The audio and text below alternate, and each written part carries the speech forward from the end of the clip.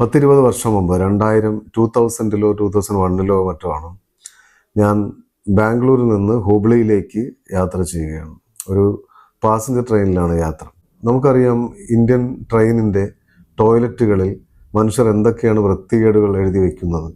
ഈ ഫേസ്ബുക്കൊക്കെ ഇന്നത്തെ രൂപത്തിൽ ഉണ്ടാകുന്നതിന് മുമ്പ് മനുഷ്യർ അവരുടെ വൈകൃതങ്ങൾ എഴുതി വെച്ച ഒരു സ്ഥലമായിരുന്നു ഇന്ത്യയിലെ ടോയ്ലറ്റുകൾ, പ്രത്യേകിച്ച് റെയിൽവേ ടോയ്ലറ്റുകൾ. അങ്ങനെ ഈ പാസഞ്ചറിൽ യാത്ര ചെയ്യുമ്പോൾ ഞാൻ എൻ്റെ ഓപ്പോസിറ്റ് ഇരുന്ന ഒരു ചെറുപ്പക്കാരനെ കണ്ടു. അവനൊരു 20-21 വയസ്സുള്ള സുന്ദരനായ ചെറിയ കണ്ണുകളുള്ള ഒരു തിബറ്റൻ യുവാവായിരുന്നു അയാൾ. ചൈന തിബറ്റ് അധിനിവേശം നടത്തിയ കാലത്ത് അവിടെ നിന്ന് ഇന്ത്യയിലേക്ക് പലായനം ചെയ്തവരുടെ 2ാം തലമുറ ആയിരിക്കും അവൻ എന്ന് ഞാൻ നിരീക്ഷിച്ചു. അവൻ വലിയ സംസാരമൊന്നുമില്ല, അവൻ എന്തൊക്കെയോ ചിന്തിച്ചു കൊണ്ടിരിക്കുന്ന പോലെ ഇരിക്കുന്നു. അങ്ങനെയൊക്കെ ഇരുന്നപ്പോൾ അവൻ്റെ കണ്ണുകളിൽ ഒരു വശ്യമായ ഒരു സൗന്ദര്യം ഉണ്ടായിരുന്നു. വിദൂരമായൊരു സ്വപ്നം അതിനകത്ത് നിറഞ്ഞു നിൽക്കുന്ന പോലെ എനിക്ക് തോന്നി. ഇടയ്ക്ക് അവൻ ടോയ്ലറ്റിലേക്ക് പോയി. ഞാനും അതിനു മുമ്പ് പോയ ടോയ്ലറ്റാണ്. ഞാൻ വീണ്ടും ടോയ്ലറ്റിലേക്ക് ചെല്ലുമ്പോൾ ആ ടോയ്ലറ്റിൽ അതുവരെ കാണാത്ത ഒരു കാവ്യം, 4 വരികൾ ഞാൻ അവിടെ കണ്ടു.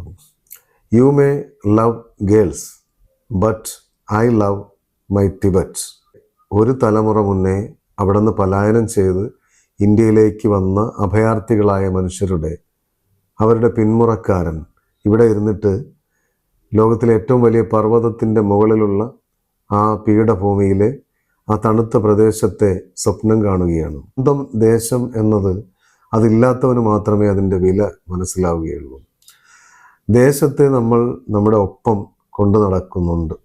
ഓരോ മനുഷ്യനും അവൻ്റെ ഏറ്റവും സുഖദായകമായ, ഏറ്റവും കംഫർട്ടായി ഇരിക്കാൻ കഴിയുന്നത്, ഏറ്റവും സ്വാതന്ത്ര്യത്തോടെ ഇടപെടാൻ കഴിയുന്നത് അവൻ്റെ ദേശത്താണ്. അവൻ്റെ ദേശം എന്നാൽ അവൻ്റെ രക്തബന്ധുക്കളും അവന് പരിചിതമായ പരിസ്ഥിതിയും ഇതരായ മനുഷ്യരും ജന്തുജാലങ്ങളും ഒക്കെ അടങ്ങിയ ഒരു എൻവയോൺമെൻ്റാണ്. അവൻ്റെ ഭാഷ, അവന് മാത്രം അറിയാവുന്ന വാക്കുകൾ, അവൻ്റെ ഭാഷയിൽ മാത്രം പ്രകടിപ്പിക്കാവുന്ന വികാരങ്ങൾ, ഇതെല്ലാം ചേർന്നിട്ടാണ് ദേശം ഉണ്ടാകുന്നത്. പലായനം ചെയ്തു പോകുന്ന മനുഷ്യർ വെറുതെ അവരുടെ ഭാണ്ഡക്കെട്ടുകൾ മാത്രമല്ല കൊണ്ടുപോകുന്നത്, അവരുടെ ദേശത്തെ കൂടി അവരുടെ ശിരസിലേറ്റി, അവരുടെ സംസ്കാരത്തെ കൂടി ഏറ്റി കൊണ്ടുപോകുന്നുണ്ട്. അത് എന്നെങ്കിലും തിരിച്ചു പോകാമെന്നുള്ള സ്വപ്നം അവരിങ്ങനെ പരമ്പരകളിലേക്ക്, തലമുറകളിലേക്ക് പകർന്നു കൊടുക്കാറുമുണ്ട്.